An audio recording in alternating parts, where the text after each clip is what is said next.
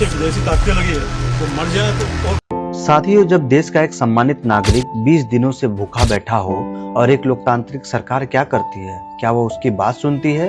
नहीं। हमारी सरकार पुलिस भेजती है और उन्हें उठाती है और इलाज के नाम पर अस्पतालों में कैद कर देती है।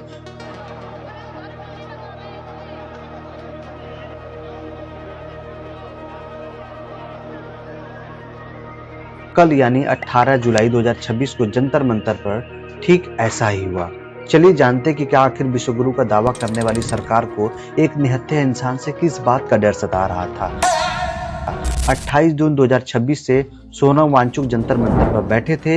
इस बार वो अकेले नहीं थे, बल्कि कॉकरोच जनता पार्टी यानी सीजेपी के संस्थापक जो अभिजीत दीपके के साथ युवाओं की आवाज बन रहे थे। मुद्दा था नीट पेपर लीक और परीक्षाओं में हुई भयंकर धांधली, और उनकी मांग थी कि इन घोटालाओं की जिम्मेदारी लेते हुए केंद्रीय शिक्षा मंत्री धर्मेंद्र प्रधान इस्तीफा दे।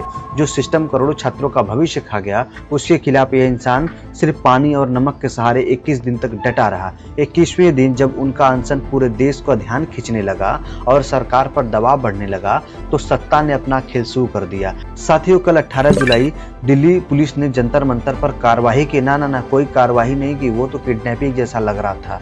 सफेद पर्दा लगाकर सरकार के काले कारनामों को छुपाने की कोशिश हो रही थी। सोनम वांगचुक को जबरी उठाकर अस्पताल में भर्ती कर दिया गया और पुलिस का कहना था यह दिल्ली के हाई कोर्ट का आदेश है, मेडिकल इमरजेंसी के तहत किया गया है, क्योंकि उनके शरीर में पानी की कमी और पोटेशियम का लेवल गिर रहा था।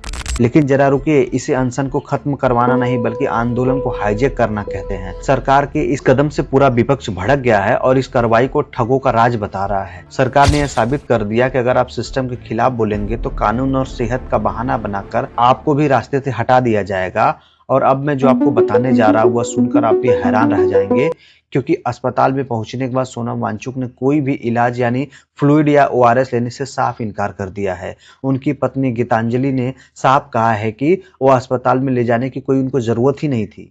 उन्हें जंतर मंतर की साइड से यहाँ पर लाया गया बिना उन्हें बताए या बिना मुझे बताए, और कल शाम को ही सफदरजंग के ही डॉक्टर्स ने उनका चेकअप किया था और सारे वाइटल्स नॉर्मल थे और पोटेशियम उनका 4.3 था शाम को 4:15 बजे। लेकिन अभी हमें कह रहे हैं कि पोटेशियम 2.9 हो गया है और लाइफ थ्रेटनिंग है। लेकिन जब हमने कहा कि रिपोर्ट दिखाइए, क्योंकि हम बिना रिपोर्ट के कुछ भी उनको देना नहीं चाहते हैं, मैंने क्लियरली कहा है कि कुछ भी ओरल या इंट्रावेनस बिना मेरी कंसेंट के उनको नहीं दिया जाए। सोनम वांगचुक कमजोर जरूर है, लेकिन पूरी तरह होश में और अलर्ट है। और सबसे बड़ी बात, परिवार ने सरकारी लैब की रिपोर्ट्स पर भरोसा करने से इनकार कर दिया है। उन्होंने बाहर प्राइवेट लैब से ब्लड टेस्ट करवाने की भी मांग की है, ताकि सरकार के दावों की सच्चाई सामने आ सके। सोचिए, अगर एक ईमानदार नागरिक का इस देश के सिस्टम से इतना भरोसा उठ चुका है कि वो अपनी सरकार के अस्पताल का पानी तक नहीं ले रहा है। यह कैसी विडंबना है कि जो सरकार पेपर लीक को करने वाली असली गुनाहगारों, शिक्षा माफियाओं पर लगाम नहीं लगा पाती, वह शांति से बैठे एक सत्याग्रही को हटाने के लिए रातों रात पूरी फोर्स लगा देती है। जब कोई आंदोलन सरकार के गले की हड्डी बनने लगता है तो सरकार तबीयत बिगड़ने का बहाना बनाकर उसे तितर बितर कर देता है। अब यह सरकार का नया हथियार बन चुका है। पहले 2025 में लद्दाख के मुद्दे पर आवाज उठाने के कारण उन्हें नेशनल सिक्योरिटी एक्ट लगाकर NSA लगाकर जेल में डाल दिया गया था, और अब नीट के मुद्दे पर अस्पताल में कैद कर लिया गया। इन सब के बीच में यदि आम जनता की राय की बात करें तो कुछ अनभक्त सोनम वांगचुक को ही जिम्मेदार बता रहे हैं। दूसरा, उसके पीछे विदेशी ताकतें लगी है, वो मर जाए तो और खुशी होगी। ठीक है, आप लोग भारतीय हो क्या हो, तमाशा करते हो, वही राष्ट्र के प्रति इतनी गद्दारी कर रहे हो। मैं देख रहा हूँ यहाँ जो है बैठे हुए हैं, जो वीडियो नहीं देखते उनको आप लोग बहका रहे हो। साथियों, सोनम वांगचुक ने साफ कह दिया कि उनका अनशन अस्पताल में भी जारी रहेगा।